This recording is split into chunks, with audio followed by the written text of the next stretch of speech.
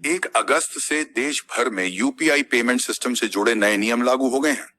ये बदलाव सीधे तौर पर आपकी जेब, आपके ऐप और आपकी रोज की डिजिटल आदतों पर असर डालेंगे।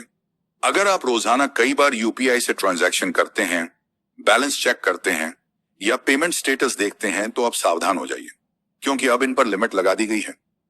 NPCI, national payments corporation of India, ने यह कदम यूपीआई सर्वर पर बढ़ते लोड और बार बार आउटेज की समस्या को रोकने के लिए उठाया है।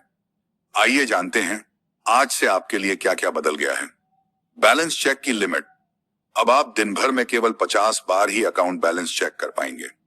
पहले इसकी कोई सीमा नहीं थी, लेकिन अब बार बार बैलेंस देखने की आदत पर लगाम लग गई है। यह बदलाव खासकर उन यूजर्स को ध्यान में रखकर किया गया है जो हर थोड़ी देर में बैलेंस चेक करते हैं। 2 ऑटो पेमेंट सिर्फ तय समय पर। अब ऑटो पे ट्रांजैक्शन सिर्फ सुबह 10 बजे से पहले या दोपहर 1 बजे से शाम 5 बजे के बीच ही प्रोसेस होंगे। यानी अगर आपने नेटफ्लिक्स, एसआईपी या किसी भी ऐप का पेमेंट ऑटो पर सेट कर रखा है तो ये केवल इन्हीं समय स्लॉट्स में कटेगा। तीसरी, ट्रांजैक्शन हिस्ट्री की लिमिट। अब किसी एक यूपीआई ऐप से दिन भर में सिर्फ 25 बार ही अकाउंट की डिटेल्स या ट्रांजैक्शन हिस्ट्री देखी जा सकेगी। यानी बार बार हिस्ट्री स्क्रॉल करने की आदत अब लिमिटेड हो गई है। 4, पेमेंट स्टेटस देखने पर लिमिट।